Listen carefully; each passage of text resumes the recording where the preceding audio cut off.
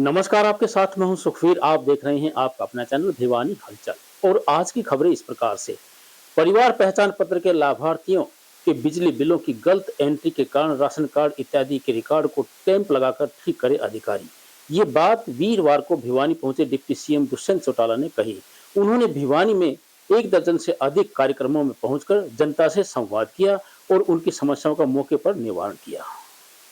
वहीं हरियाणा के उप मुख्यमंत्री दुष्यंत चौटाला ने कहा कि प्रदेश के विभिन्न स्थानों से पहचान पत्र और राशन कार्ड में अधिक बिजली बिल का विवरण दर्ज होने के कारण आम जन को हो रही समस्याओं को लेकर कैंप लगाकर इन्हें ठीक करने के निर्देश दिए गए हैं, ताकि आम जन को सरकार की विभिन्न योजनाओं का लाभ लेने में असुविधा न हो। वे भिवानी में अपने 1 दिवसीय प्रवास के दौरान पत्रकारों से बात कर रहे थे। इस दौरान उन्होंने भिवानी में विभिन्न स्थानों पर आम जनता के बीच पहुंचकर लोगों से जन संवाद स्थापित करते हुए उनकी बिजली, पानी, रोजगार, स्वास्थ्य, शिक्षा संबंधी समस्याएं सुनी और अधिकारियों को मौके पर ही आदेश देकर उनका निपटान भी कराया। प्रांगण में हमें कमरा आप दे दो और उस कमरे को डिजिटल लाइब्रेरी बनाने में जो खर्चा आएगा मेरी डिस्क्रिप्शन से मिलेगा। क्योंकि आपकी बात है, मैंने तो नोखा के अंदर वीर तेजाजी महाराज की पावन धरा पर उस मंदिर के साथ ही जमीन पड़ी थी और गांव वालों से आग्रह कर कर एक मुहिम शुरू करी, जहाँ देवालय वहाँ पुस्तकालय, कि देवता जहाँ बसते हैं वहाँ पर पुस्तकालय बनाओ। क्योंकि आज के दिन भक्ति 2 ही चीज़ों में है, परमात्मा में या किताब में। अगर हमारे पंडित पुजारी भी उठाकर देखें तो उनने भी ज्ञान प्राप्त किया है उस भक्ति का तो इन किताबों से किया है, और उनको सही जगह सही पीढ़ी के हाथ में तो आगे वाले समय में जो ये हमारी बारी नशा मुक्ति और ये अलग अलग जाएंगे। मगर मैं सबका आभार व्यक्त करता हूँ महाराज जी का कि आप सबको एकत्रित किया और जो समस्या है और छोटी दिया उनकी जल्दी से फिजिबिलिटी करवा कर जल्दी से जल्दी उसके ऊपर एक्शन लेके आप सबका बहुत बहुत धन्यवाद। पुराने और नए साथी क्योंकि संगठन का पूर्ण गठन हुआ है, जो जुड़े हैं उनके साथ आज चर्चा भी हुई। कई ऐसे विषय भी संज्ञान में आए जिनको इमीडिएटली सरकार रिड्रेस कराएगी। कई जगह राशन कार्ड में बिजली के बिलों की वजह से दिक्कतें आई है, वहाँ पर डायरेक्शन दे दी गई कि इमीडिएट कैंप लगाकर उनको सरकार के अधिकारी रिड्रेस करने का काम करें।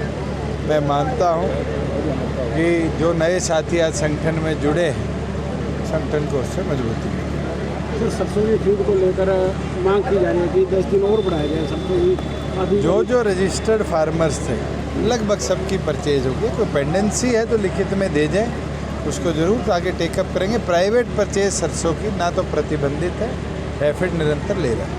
तो एक जो युवा रोजगार है वो अब कौशल विकास निगम में ज़्यादातर हरियाणा प्रदेश के प्रत्येक कॉन्ट्रेक्चुअल रोजगार सारे हरियाणा प्रदेश की कौशल रोजगार निगम में ट्रांसफ़र कर दिए गए। और मुझे लगता है जो हमारा आइडिया था, जो हमारी सोच थी कि गरीब आदमी को जिसकी सबसे कम आय हो प्राथमिक तौर पर नौकरी दे, उसके अंदर सरकार बहुत हद तक कामयाब रही है।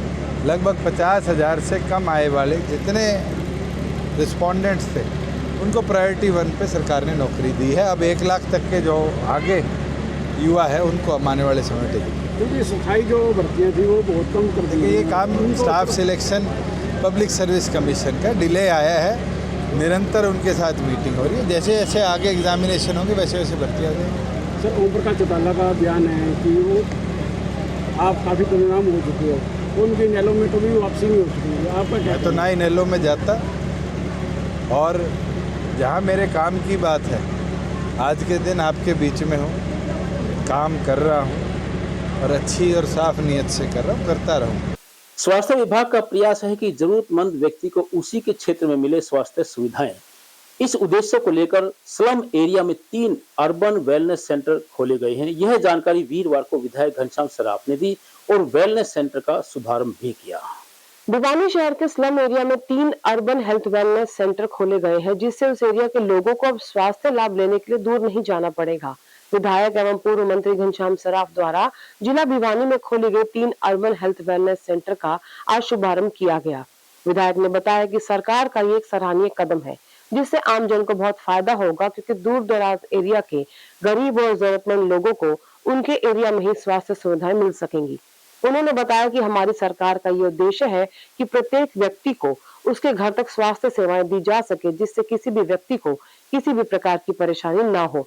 विधायक घनश्याम सर्राफ ने माननीय मुख्यमंत्री श्री मनोहर लाल खट्टर और माननीय स्वास्थ्य मंत्री श्री अनिल विज का भिवानी जिले में 6 अर्बन हेल्थ वेलनेस सेंटर खोलने पर आभार भी व्यक्त किया। वहीं सिविल सर्जन डॉक्टर रघुवीर शांडिल्य ने बताया कि भिवानी शहर में पहले से स्लम एरिया में 3 शहरी प्राथमिक स्वास्थ्य केंद्र चल रहे हैं और राज्य मुख्यालय से इन शहरी प्राथमिक स्वास्थ्य केंद्रों के एरिया में 6 अर्बन हेल्थ वेलनेस सेंटर खोलने के आदेश प्राप्त हुए थे, जिसके उपरांत शहर में bank colony, Ambedkar colony, Brijwasi colony में ये सेंटर खोले गए हैं। अन्य 3 एरिया में भी ये सेंटर जल्दी ही खोलने का प्रयास रहेगा। क्या कहेंगे आप? मैं ये कहना चाहता हूँ कि सरकारी तौर पे हेल्थ वेलनेस सेंटर बनाए जा रहे हैं, जिसके तहत बैंक कॉलोनी में हमने चौथा ये कार्यक्रम इसमें सहयोग किया है और पूरी सरकार कटिबद्ध है कि ऐसे सेंटरों पर सभी गरीब गुरबा लोगों की जांच की जाए और जो अस्वस्थ आदमी हैं उनके चिन्हित करके उनका इलाज किया जाए। यहाँ पे किस प्रकार की सुविधाएं मिलेगी? आज इनको सब प्रकार की सुविधाएं हमारी सरकार देगी और जो भी ज़्यादा बीमार व्यक्ति है तो उसके हिसाब का डॉक्टर बुला के उसका इलाज भी यहाँ ही करवाया जाएगा। इलाज है, सारा इलाज फ्री है और ऐसे सेंटर शहर में अलग अलग कॉलोनियों में 6 जगह पे बनाए जाएंगे और इससे तीसरा तीन चालू हो गए, 3 और बनने बाकी हैं जो जल्दी ही शुरू हो जाएंगे और हमारे प्रत्येक क्षेत्र में गरीब गुरबा लोगों का इलाज फ्री संभव हो पाएगा। हमारे आदरणीय एमएलए भिवानी श्री घनश्याम दास जी द्वारा किया गया है। ये urban health wellness peripheral area में बनाए गए हैं। भिवानी में ऐसे हेल्थ वेलनेस सेंटर 6 की सैंक्शन आई थी, जिसमें हमने अखबार के माध्यम से एडवर्टाइज की थी कि जो भी इच्छा व्यक्ति है अपना इस एरिया में कोई मकान देना चाहे जिसमें 4 कमरे हों, लैट्रिन बाथरूम की सुविधा हो, वेटिंग एरिया हो, तो वो अपनी एप्लीकेशन दे सकता है। तो अभी हद तक हमारे पास 3 हेल्थ वेलनेस सेंटर स्टार्ट हो गए हैं, 3 और बाकी हैं। उनकी एडवर्टाइज और करके हम शुरुआत करेंगे। जैसे कि बाकी जो 3 हैं, नेहरू कॉलोनी है, अंबेडकर कॉलोनी है और हमारी कोर्ट रोड शांति नगर है, उत्तम नगर है। तो इनमें हमने हेल्थ वेलनेस सेंटर बनाने हैं। जो अब बैंक कॉलोनी में जो बना हुआ है, आज इसका उद्घाटन हो गया है। इसमें मुख्यतः जो हम सर्विसेज देते हैं, प्रिवेंटिव, प्रोमोटिव, डायग्नोस्टिक और स्पेशलिस्ट की भी सुविधाएं यहाँ हम देते हैं। ये हमारे प्रधानमंत्री नरेंद्र मोदी की सोच थी कि जो पेरिफेरल एरिया है उसमें भी हम हेल्थ वेलनेस सेंटर बना करके उन लोगों को सुविधा दें, ताकि लोगों को जो डिस्ट्रिक्ट जो हॉस्पिटल है उसका जो बर्डन है उसको कम किया जा सके। जो सुविधा डिस्ट्रिक्ट हॉस्पिटल में जांच की सुविधा है, स्पेशलिस्ट की सुविधा है, पेरिफेरल में दी जाएगी तो उसको वर्कलोड कम होगा और घर बैठे लोगों को सुविधाएं मिलेगी, उनका काम इतना बाधित ना होगा। तो जितने नज़दीक है सुविधा है उसका फ़ायदा ज़्यादा से ज़्यादा उठाएं। इसमें हम अभी हमारी जो रिक्रूटमेंट का प्रोसेस है वो शुरू हो करके आने वाले टाइम में महीने के भीतर इसमें डॉक्टर की नियुक्ति भी हो जाएगी। इसमें एक डॉक्टर की पोस्ट है, एक हमारी स्टाफ की है, एक MPSW मेल है और एक क्लास 4 और एक IA, ऐसे टोटल मिलाकर 5 की पोस्टिंग है। और ये हमारे रेंटेड है और इसकी जो सारी सुविधाएं हैं वो लोगों के लिए हैं। आपके माध्यम से ये भी कहना चाहूँगा कि ज़्यादा से ज़्यादा इसका फ़ायदा उठाएं। प्रिवेंटिव, प्रोमोटिव और लाइफस्टाइल चेंज करने की भी सुविधा यहाँ दी जाती है। आने वाले टाइम में हम जो नज़दीक हो गए, योगा की है, फूड जो कैसा कौन सा खाना चाहिए, कैसे हमने दिनचर्या में बदलाव लाना चाहिए, सारी इसमें IEC चिकित्सा सुविधा दी जाएगी। इसमें हमारा एक MBBS लेवल का डॉक्टर होगा। जैसे कि आसपास के जो जितनी भी इसकी पॉपुलेशन है, वहाँ की जितनी भी लोगों को ज़रूरत पड़ेगी, स्पेशलिस्ट की सुविधा होगी, तो हम स्पेशलिस्ट को भी हफ्ते में 1 या 2 बार बुला करके विजिट करवाएंगे, ताकि ज़रूरतमंद के डायबिटीज़ के पेशेंट हैं, कोई हार्ट अटैक का मरीज़ है, कोई एंडोक्राइनोलॉजिक प्रॉब्लम के है, कोई बच्चों की समस्या है, तो सभी की समस्याओं को ध्यान में रखते हुए उसके अनुसार यहाँ स्पेशलिस्ट की भी सुविधा दी जाएगी। और जो भी सैंपल लिए जाएंगे, जो टेस्ट होंगे वो यहाँ होंगे, और जो नहीं होंगे तो उसको हम डिस्ट्रिक्ट क्वार्टर पर उनका सैंपल ले करके उनका टेस्ट करवा करके मरीज को वापस देंगे। मरीजों को वहाँ नहीं जाना पड़ेगा, सैंपल की सुविधा यहीं होगी। और जो टेस्ट यहाँ होंगे जैसे कि शुगर है, HB है, और HIV का टेस्ट है, VDRL टेस्ट है, यूरिन का टेस्ट है, वो सारी सुविधा यहीं पर हो जाएगी। उसकी इक्विपमेंट भी क्लिनिक का उद्घाटन हुआ है। इसमें हर चीज़, हर मेडिकल सुविधा मिलेगी, डॉक्टर भी उपलब्ध होगा, और जो सैम्पलिंग होगी ब्लड की, उसकी यहाँ ही सैम्पलिंग होके ना, और बड़े हॉस्पिटल में जांच होके यहीं उसका रिजल्ट दिया जाएगा। और क्या है, हर गरीब तबके का भी यहीं इलाज होगा, सबको यहाँ दवाई मिलेगी, फ्री सेवा है। इसका बहुत ही ज़्यादा फ़ायदा होगा लोगों को, बहुत ज़्यादा। इसमें कहीं हॉस्पिटल में नहीं जाना पड़ेगा दूर, यहाँ नज़दीक के नज़दीक इलाज मिल जाएगा, हर सुविधा इलाज। सरकार ने बहुत अच्छा किया हमारे एरिया में खुला के, हमें तो बहुत फायदा होगा सभी को। जगह जगह दूर जाना पड़ता था हमारे जैसे बुढ़ापों को भी, अब नजदीक हो गया तो अच्छा है। दवाई पानी बच्चों को भी मिल जाएगी, हमको भी। डिपार्टमेंट से ही हूँ पहले से ही, अब रिटायर हो चुके हूँ। और हमारी कॉलोनी में जो अब ये हेल्थ वेलनेस सेंटर खोला गया है, इससे हमारी कॉलोनी में बहुत ज़्यादा फायदा होगा, क्योंकि हमें दूर दूर जाना पड़ता था। कॉलोनी वाले सभी निवासी बहुत खुश हैं कि हमारे आसपास में जो भी बच्चों को टीकाकरण करवाना होगा वो यहीं पे हो जाएगा, और दवाइयाँ भी यहीं पे मिल जाएंगी, दूर दूर नहीं जाना पड़ेगा। और गर्भवती माताओं का भी यहाँ पर टीकाकरण हो जाएगा, और सब चेकअप हो जाएगा, क्योंकि आशा वर्कर भी आसपास के कॉलोनियों की रहने वाली हैं, इसलिए हमारे बहुत ज़्यादा फायदा होगा। पुरानी पेंशन बहाल करने, कच्चे कर्मचारी को पक्का करने व कौशल रोजगार निगम को भंग करने इत्यादि की मांगों को लेकर प्रदेश भर में सफाई कर्मचारियों ने सड़कों पर उतरकर थाली बजाते हुए सरकार को कुंभकर्णी नींद से जगाने का अनूठा प्रयास किया। कर्मचारी नेताओं ने बताया कि वे अपनी मांगों को लेकर इस तरीके से विधायक व सांसदों को सूचित कर रहे हैं। आपको बता दें कि हरियाणा भर में सफाई कर्मचारी अपनी मांगों को लेकर आए दिन आंदोलन करते हैं, धरने प्रदर्शन भी करते हैं, यहाँ तक कि हड़ताल तक भी करते हैं।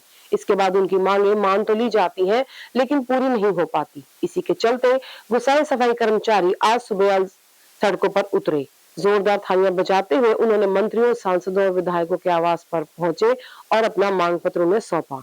कर्मचारी नेता पुरुषोत्तम दानव और सुदर्शन सरोहा ने बताया कि कई सालों से उनकी मांगे मान तो ली जाती है, लेकिन पूरी नहीं होती। उन्होंने बताया कि उनकी मांगे कौशल रोजगार निगम को भंग करना, पुरानी पेंशन बहाली, कच्चे कर्मचारियों को पक्का करना और ठेकेदारी प्रथा को बंद करवाना है। उन्होंने कहा कि सरकार को जगाने के लिए आज उन्होंने थाली और तालियां बजाई हैं। उन्होंने कहा कि 28 मई को जींद में बड़ी रैली कर आगे का फैसला भी वो लोग लेंगे।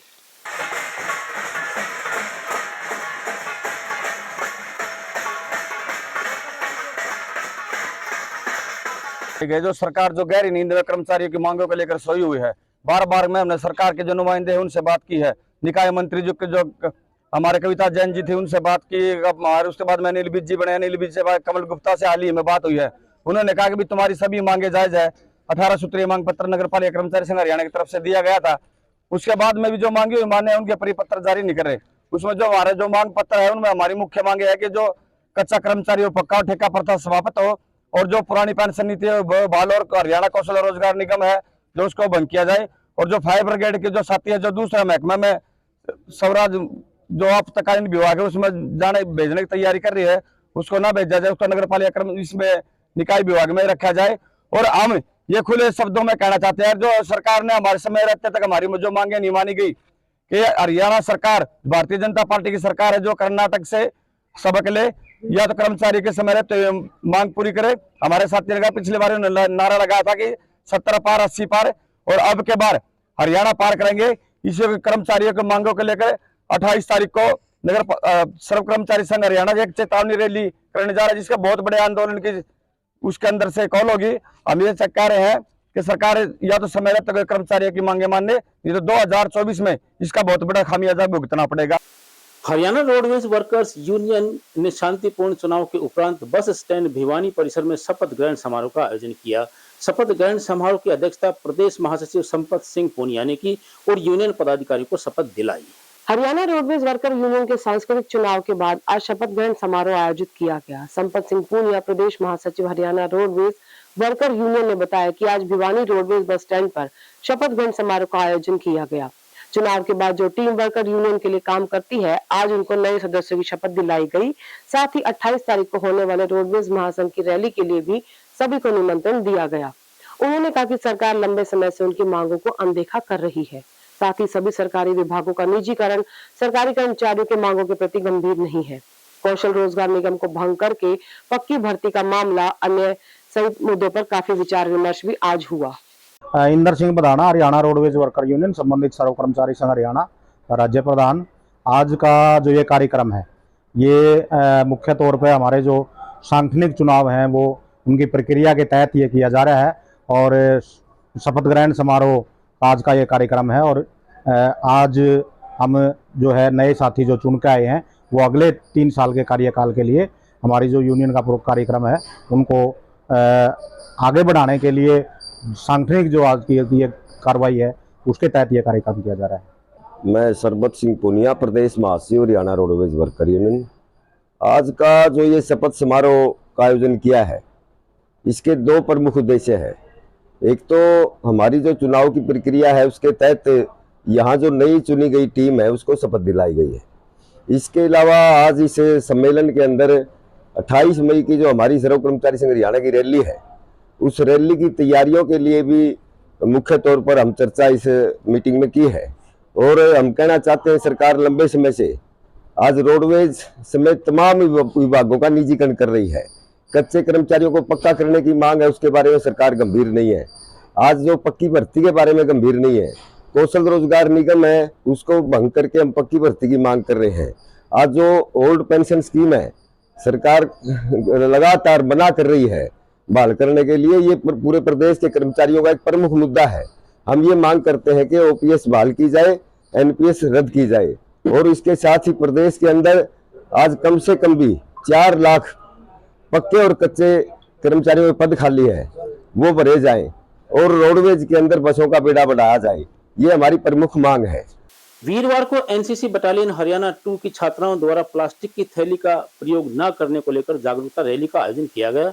रैली को एनसीसी की महिला कमांडेंट स्वाति सिंह द्वारा रवाना किया गया और पर्यावरण बचाने के लिए बच्चों व एकत्रित लोगों को प्लास्टिक की थैली का प्रयोग नहीं करने को लेकर जागरूक किया गया। पर्यावरण को बचाने के लिए प्लास्टिक की थैली का उपयोग न करने के बारे में हरियाणा बटालियन 2 की एनसीसी छात्राओं द्वारा शहर में एक जागरूकता रैली निकाली गई। इस बारे में जब एनसीसी की महिला कमांडेंट स्वाति सिंह से बात की तो उन्होंने बताया कि आज हरियाणा बटालियन 2 की एनसीसी छात्रों द्वारा शहर में पर्यावरण बचाव और लोगों को पॉलिथीन का उपयोग न करने के बारे में जागरूक किया गया। उन्होंने लोगों को पॉलिथीन से होने वाले नुकसान के बारे में भी विस्तार से बताया। उन्होंने कहा कि पॉलिथीन एक ऐसी चीज है जो ना तो जलती है और ना ही गलती है। इससे लोगों के स्वास्थ्य पर भी गहरा असर पड़ता है और यदि खाने पीने की चीजों को पॉलिथीन में डाल दें तो उनका केमिकल भी उन चीजों पर लग जाता है, जिससे हमारे स्वास्थ्य पर भी काफी नुकसान होता है। इसलिए आज पर्यावरण बचाव और पॉलिथीन का प्रयोग न करने के बारे में लोगों को शपथ दिलाई गई।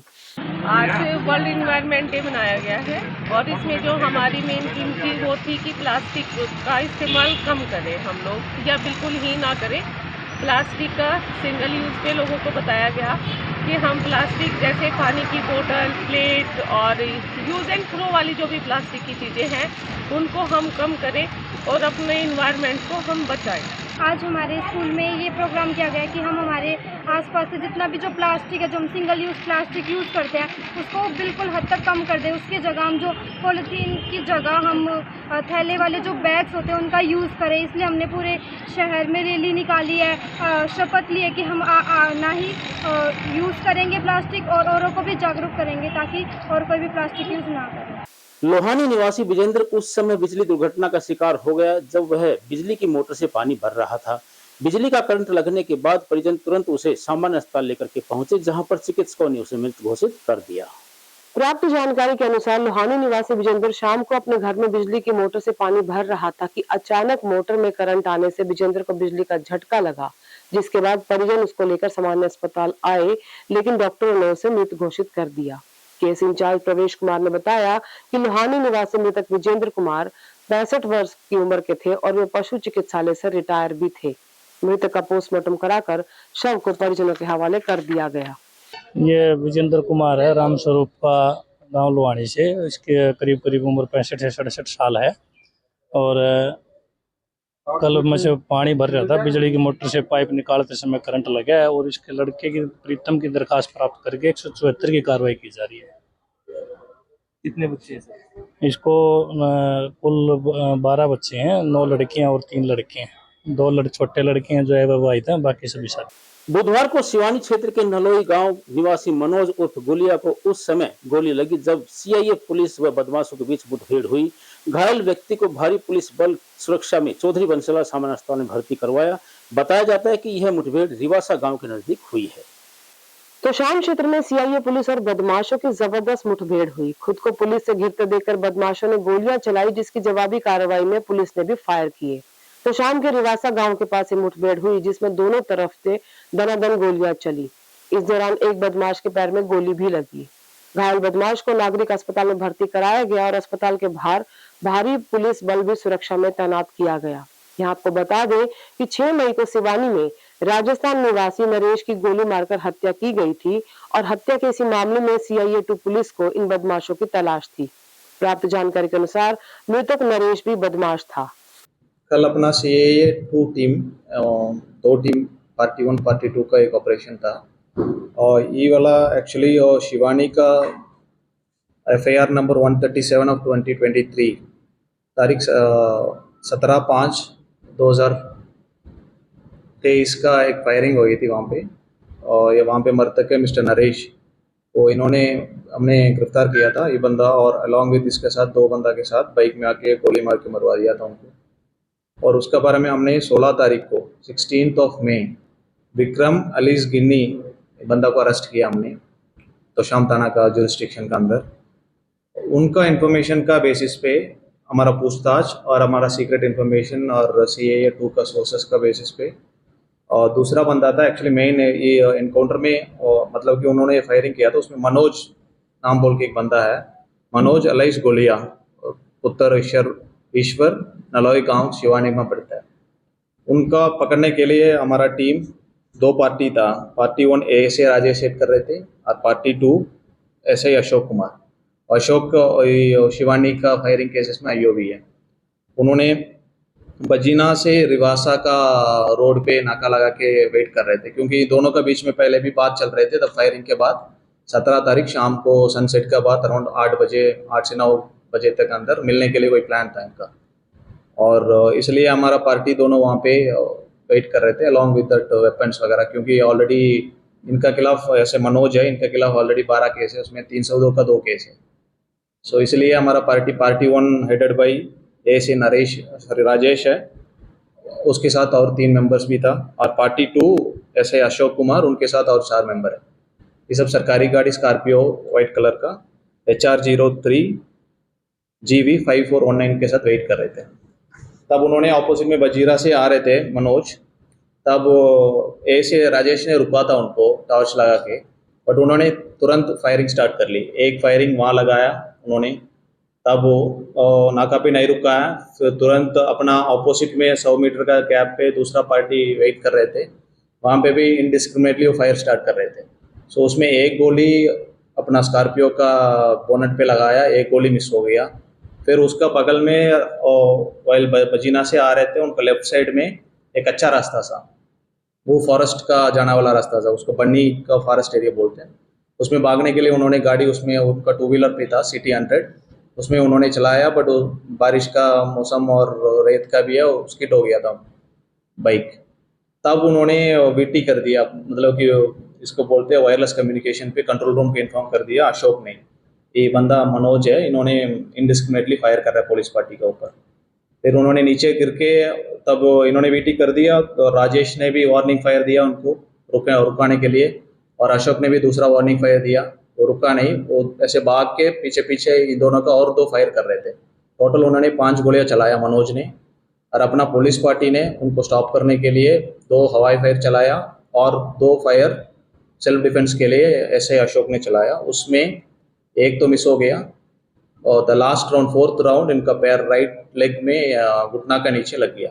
तब उसके बाद वो गिरा, तब उनका बस तलाशी वगैरह हमने किया, उसका बस 5 ही गोलियां था, 5 का पूरा चलाया उन्होंने। हादसे में गांव हेतमपुरा निवासी सुरेंद्र के नाम से हुई है। वहीं दूसरा व्यक्ति सुखपाल घायल हो गया। परिजनों के बयान पर पुलिस ने मामला दर्ज करके अपनी जांच आरंभ कर दी है। भिवानी के लोहानी के निकट सड़क दुर्घटना में एक व्यक्ति की मौत हो गई जबकि एक घायल हो गया। जानकारी के अनुसार लोहानी के निकट एक मोटरसाइकिल ट्रैक्टर में टकराई जिससे मोटरसाइकिल पर सवार व्यक्ति की मौत हुई और एक घायल हुआ। मृतक की पहचान सुरेंद्र निवासी गांव हेतमपुरा के रूप में हुई, जो कि हेतमपुरा से अपने साथी सुखपाल के साथ भिवानी आ रहा था कि रास्ते में लोहानी के निकट खड़ी एक ट्रैक्टर ट्रॉली से बाइक टकरा गई। इस घटना में सुरेंद्र की मौत हुई और सुखपाल घायल हुआ। इस मामले में पुलिस ने परिजनों के बयान के आधार पर मुकदमा दर्ज कर लिया और अपनी आगामी कार्रवाई शुरू कर दी है।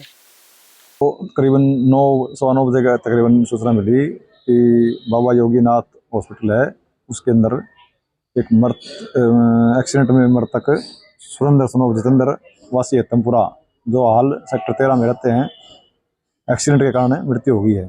जिस पर हम घटनास्थल पहुंचे तो वहाँ उनके परिजनों के बयान हासिल किए, जिस पर एक्सीडेंट का मुकदमा दर्ज किया है और आगामी कार्रवाई कर रहे हैं।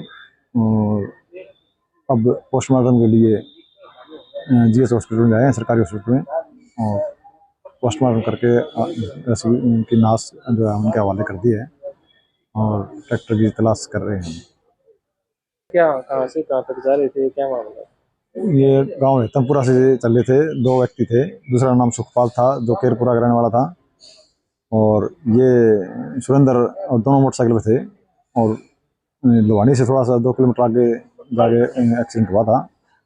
और उसके बयान पर, सुखपाल के बयान पर ये मुकदमा दर्ज कर रखा है क्योंकि वो मौके गवाह है, साथ में था। उसके चोट नहीं लगी इतनी, उसको मामूली चोट है। अंतर्राष्ट्रीय महिला खिलाड़ियों व जूनियर कोच के उत्पीड़न के खिलाफ विभिन्न सामाजिक जन संगठनों ने भिवानी की सड़कों पर उतरकर आक्रोश प्रदर्शन किया। इस मामले में न्याय की मांग को लेकर उपायुक्त के माध्यम से राष्ट्रपति को एक ज्ञापन भी भेजा गया। अंतर्राष्ट्रीय खिलाड़ियों और जूनियर कोच के उत्पीड़न के खिलाफ जन संगठनों सीटू किसान सभा, जनवादी महिला समिति, हरियाणा ज्ञान विज्ञान समिति, रिटायर्ड कर्मचारी संघ और सर्व कर्मचारी संघ ने भाजपा सांसद बृजभूषण शरण के खिलाफ प्रदर्शन किया और उसे तुरंत गिरफ्तार करने की मांग लेकर उपायुक्त कार्यालय भिवानी पर धरना भी दिया। और वहीं उन्होंने राष्ट्रपति के नाम उपायुक्त महोदय के मार्फत ज्ञापन भी भेजा। धरना और सभा को संबोधित करते हुए संगठन नेताओं ने कहा कि सरकार को बेटी बचाओ बेटी पढ़ाओ जैसे नारे को बंद कर देना चाहिए। उन्होंने कहा कि सुप्रीम कोर्ट के हस्तक्षेप के बाद सांसद के खिलाफ यौन उत्पीड़न और पोस्को के तहत मुकदमा दर्ज हो चुका है। इसके बावजूद दिल्ली पुलिस सांसद को गिरफ्तार नहीं कर रही। अंतर्राष्ट्रीय खिलाड़ियों ने यहाँ तक आरोप लगाए कि इसकी शिकायत करने के बाद उन्हें जान से मारने की धमकियां भी दी जा रही है। उन लोगों ने कहा कि सरकार आरोपियों को बचाने का काम कर रही है।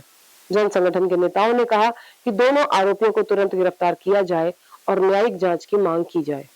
जिला सचिव अखिल भारतीय किसान सभा, आज का ये जो हमारा प्रदर्शन है आप सभी को भी विदित है। दिल्ली में 26 दिन से जो हमारे हीरे थे देश के, आज भी हैं, जो खेल में ओलंपिक में अंतर्राष्ट्रीय खेलों में मेडल लेकर के जो लड़कियां आई, और वर्ल्ड फेडरेशन जो कुश्ती की है, रेसलिंग फेडरेशन ऑफ इंडिया, उसके अध्यक्ष भूषण शरण सिंह हैं, उनके यौन उत्पीड़न के खिलाफ जो पिछले 3 महीने से लगातार आंदोलनरत हैं, उसी कड़ी में आज ये हमारे यहाँ भिवानी में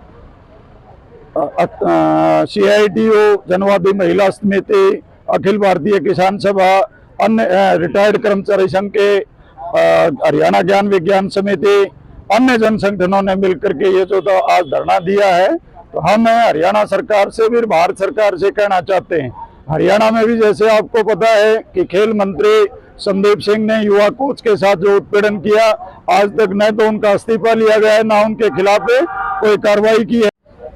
जो ये रोज प्रदर्शन जो हम कर रहे हैं, ये उन खिलाड़ियों के प्रति हमारा मान और सम्मान है जिन्होंने की विदेशी धरती पर जा करके उन्होंने अपनी प्रतिभा के सहारे एक हार्ड ट्रेनिंग करके और एक बहुत ही डिसिप्लिन में रह के भारत का नाम रोशन किया है। वो खिलाड़ी आज कुछ नहीं मांग रहे, ये कह रहे हैं कि जो एसोसिएशन के पदाधिकारी हैं वो हमारा शोषण करते हैं। इसमें कोई दो राय की बात नहीं है कि मैं खेल को बहुत नज़दीक से, मैं बचपन से खेलता भी रहा हूँ, मैं खेल विभाग में नौकरी भी की है, मैं एसोसिएशनों के साथ जुड़ा हुआ और मेरे भी ओलंपिक तक बच्चे गए हुए। उनकी बात 100% सही है कि खिलाड़ियों का शोषण होता है, इसमें कोई दो राय की बात नहीं है।